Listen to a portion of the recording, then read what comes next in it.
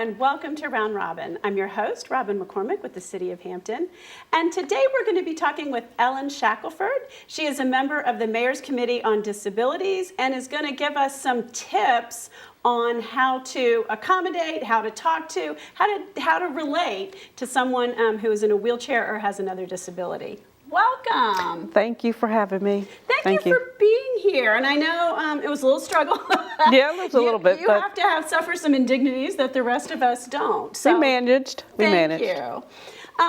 Let's go back and talk about how you became injured and how you ended up using a wheelchair. Sure. In 1983, I was 23 years old, so you can do the math. I was injured in an automobile accident, well, actually crash, on the Pennsylvania Turnpike. Ooh. And in that accident, my husband at the time, and my 7-year-old son and 13-year-old son were involved in the crash. Unfortunately, my 13-month-old son was killed, and my back was broken, which has left me having to use, obviously, a chair for mobility. My paralysis is a T12L1, which means I have paraplegia, and I'm injured from my lower hip down, so I'm not able to move my lower hip, so I'm not able to move my legs or stand up or walk or anything like that. Well, this is like a major life transforming experience by itself, but then you've got your grief, you know, coupled with that. I mean, I can't imagine the physical and emotional recovery after an incident like that. It was very difficult, you know, I think I was more saddened to hear that my son had passed. Yeah, I mean, you know, and wow. that was the hardest thing.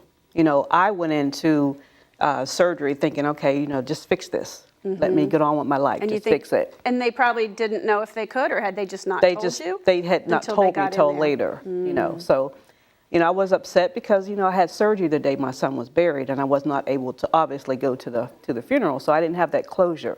I still don't have that closure. But in my mind, I try to get past that because I'm still here. I know there's a reason why I'm still here. And so did you, this is really personal, you don't have to answer, but did you think that? Did you think, you know, there's a reason and I'm lucky? Or did you think, oh, why didn't you take me instead of the son? I mean, you know, there's so much going through your mind at this point. Well, I remember at the time when it first happened, this is funny because the first thing I thought in my mind was, oh God, who's going to fix our car? That's the only thing I thought about. I didn't even realize. In shock, yeah, I didn't realize I was even injured. I didn't. And I didn't know I was injured until passerbyers stopped us on, well, we were stopped, but they came to help us. You know how they say never pick up an injured person? Well, people didn't know what was going on. I didn't even know I was hurt. I just noticed that I looked down and I had blood on my elbow. And I'm like, oh my God, I must be hurt somewhere. So when I tried to move myself, I couldn't move myself. Oh. So they picked me up, and once they did, I felt the excruciating pain. Oh. So then I realized, oh, I must be hurt somewhere. So I didn't realize I was even hurt again still until I got into the hospital and was on the gurney. So then I realized, okay, something's definitely wrong here. So you decided that you were put here for a reason. Is part of that to help other people and to educate folks? I mean, you've made that now your business, yes. Your volunteer commitment. Yes. You've been doing this for a number of years. You know, now. I didn't. You're well, not 23 anymore. No, I'm not. But you're not much past that. No. But I've you know, it's been a struggle, but it's been good too. So I remember when I went to school, I was wondering what was I going to do with all this theory and, you know, the stuff that I've learned, and now I'm living with a disability. So it was one Saturday morning, my 5-year-old son, Micah, at that time, he's 16 now, he said to me, well, Grandma, if you don't tell me, how am I supposed to know? So I thought, well, wow, that was my springboard into what I'm doing today. I said, I'm responsible as a person with a disability to educate those who are not aware of what people with disabilities have to go through every day in their lives. So I just decided, well, let me do something about that. So did you go back to school later? Is that what you're saying? I did. I went back to school. I got retrained. You had been working in retail, yes. Climbing up ladders, you said, which was no longer possible. No longer possible. And so I had to go back to get retrained. And I thought, well, I'll go into communication studies. So I went into that, and here I am today doing what I do. So, and I think I've made a great choice to do that. I really do. You look really happy. You look like, you know, you've got your purpose and you know what you're doing. Yes. And a lot of us don't. So Yeah. that's pretty darn impressive right there. Yeah, so once I've decided what I'm going to do, what I'm supposed to be doing, I'm like, okay, because I was kicking and screaming about, oh, I don't want to do this. I don't want to be an advocate. One of those advocates that's, I don't want to let it define I don't want to me. define me. I don't, but I want to be yeah. able to educate people because I'm responsible. If I don't want people looking at me in a certain way, I need to let them know why. That's not supposed to be why. You don't do that. So Ellen, what is your business? It's called Connections Access Consulting Service, and what we do, we go out and raise awareness about people with disabilities in all facets. So our specialty is in disability etiquette and also sensitivity training. So that's what we do, and also we teach businesses how to open their doors to people with disabilities. Now, I know you do this for a living and you get paid for it, but let's give people some free information on especially the etiquette part. Because I Yes. think there are people who just get so uncomfortable. They're like, oh, do I help? Do I not help? Do I acknowledge it? Do I not? Like they just get tongue-tied and then don't do anything, which really isn't the best answer, right? That's right, that's right. But just being sensitive to a person's needs, unique needs. Just simple things like opening the door. Coming in a building where there's a deep ramp or a high ramp that's kind of hard to get up, navigate, then offer the assistance. Mm-hmm. When in doubt, always ask. Yes. A person will let you know what they need, and just stop, wait, don't get anxious. Just let that person, tell you what they need, and they'll you'll be able to help them a little bit better. And also just being sensitive, sensitizing yourself as you might meet someone who's blind or has any of the type of disabilities, to say somebody's blind, we'll just use that for example. If they come in the room and they're obviously not going to be able to know who's in the room or where things are located, just extend your arm to that person, let them clench on, tell them who's in the room, make them be comfortable like everyone else will be. So, and then the fear factor is gone. Mm-hmm. Mm-hmm. And people in a wheelchair, one of the challenges you have, I think, in meeting people is that your eyes are here and their eyes are here. Yes. We're sitting, thank goodness. Yes. But when you bump into somebody in a restaurant or a store, and how should people, what is the best way for people to greet you, to react, to respond? Now, this is a great situation when we're sitting eye to eye because we have that eye to eye contact. Sure, that's what people need. That's right. Now, if we were somewhere else and you were standing, it was a long, drawn out conversation, it's easier for you to sit down, if it's not possible, to sit down and speak with me, someone in a wheelchair, a scooter, a walker, or whatever equipment that they may have to use, so that you can be eye level. Even if someone is sitting behind a counter and I'm not able to see over the counter, or someone in a different mobility device is sitting in a sitting position, it's easier for the person to probably stand up because you're not able to see over the counter, so that you can have pretty much eye contact, or even walk around the counter, and if possible, to sit so you could be at eye level. Now, things are better for people with disabilities than they used to be. The Americans with Disabilities Act has changed a lot of things, but it hasn't changed everything, right? There's still a lot of work to be done. What do we still need to do? There's curb cuts. There's ramps, there's buildings that you go into where the doors are still heavy to open. And if you can't open up a door with a closed fist, or a child can open it up easily, that means that you need a power-assisted doorknob in order to provide access to that building.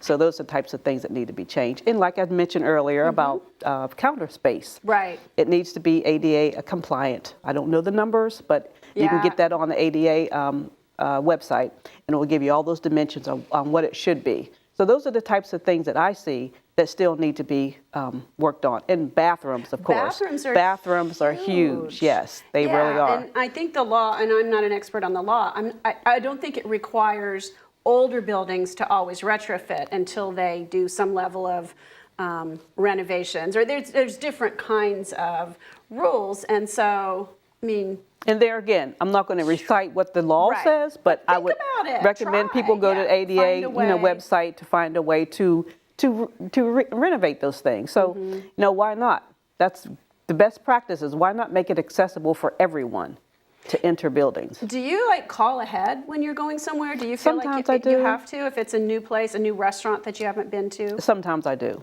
especially if it's, if I'm meeting people there and have never been there before. I like to find out, like I've done it a couple of times and got there and found that the restrooms were not accessible. Even though they say they have an accessible stall, I may be able to get in front-wise, but I can't turn my chair around completely to get to the stall. So that's not an accessible bathroom. That doesn't really count. Yeah, it might help someone on a different, on a scooter or someone who would walk. Be able to stand up. Like that, be able to stand up. But not for someone that's in a mobility device as I am, or someone else who's not able to actually move their legs or stand up. So that's not an accessible stall. Well, so what are some other things that we as individuals can do? And then we'll come back to businesses. Advocate. When you go somewhere and you see something that's not quite right, like if the bathroom's not accessible, if the counter spaces are too high, if you can't get inside a door that's heavy and it doesn't have a power-assisted door knob, or even if the power-assisted door knob is not working, say something. Let someone know so that the person who needs that will be able to, access that building. A lot of different things. Just advocate. Just say something. Don't just keep it to yourself.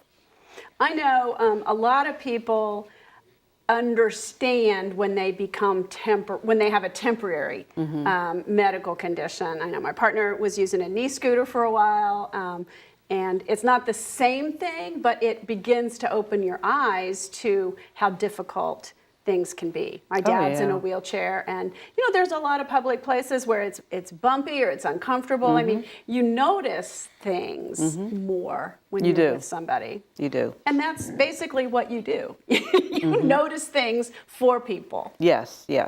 Just going into different buildings, like I said, if it doesn't have total access for everyone, then it shows that's a barrier there.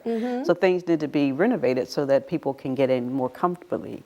Even when someone's using a walker or a scooter, they have difficult times with their gait, walking to get to certain places. So those things should be accommodating for everyone.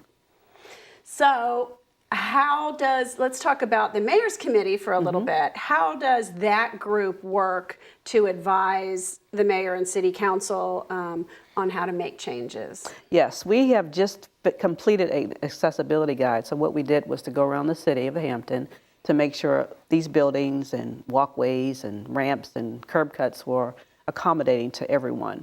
So we give that information to the city and, trying to get these things renovated in the city. And also signage, handicap signage. We wanted to put the correct verbiage on the signs instead of saying handicapped, and that's a horrible word, but we'll talk about that probably. Okay. But we want to put reserved. And of course still put the signage up there where, they'll have the deterrent for how much it would cost if you park there illegally. So those are the types of things that we go around the city to do as a mayor's committee, as a body, to present this to the city hall so that changes can be made. I know City Hall recently renovated. We used to only have wheelchair accessible restrooms on one floor, and now we have 3 of them. Which I think, is one of those things where we knew we needed to do it, but the amount of time and money, we've been rolling out adaptations throughout the city and throughout the public buildings. And still, I'm sure, have quite a ways to go. You probably have a list. Yeah, there's a list at the City Hall, unfortunately, but those things are little that, I'm sure that they'll get on that as soon as they're able to get on that. And in the front of the building, I think that's in the front of the building where the police station is, there's a little spot there that I'm really advocating on that they fix that. Okay. Yeah. So what else, Ellen, as a society, do we need to do and think about and change? Put yourself in the other person's shoes. Look around, speak up, advocate. That's always advocate. Making sure that, if this were to happen to you in some way, from some form, or a loved one, a friend, a neighbor, or whomever, what would you do if this happened to you? And then you want to think about those things. And, when you're out, kind of like jot down things. Take notice to what's going on. Don't just lay back and say, oh, I'm not worried about that because that's not my situation. You never know when it could happen. I was 23 when this happened to me. I had no idea that I would be thrown in a culture that would change my life completely.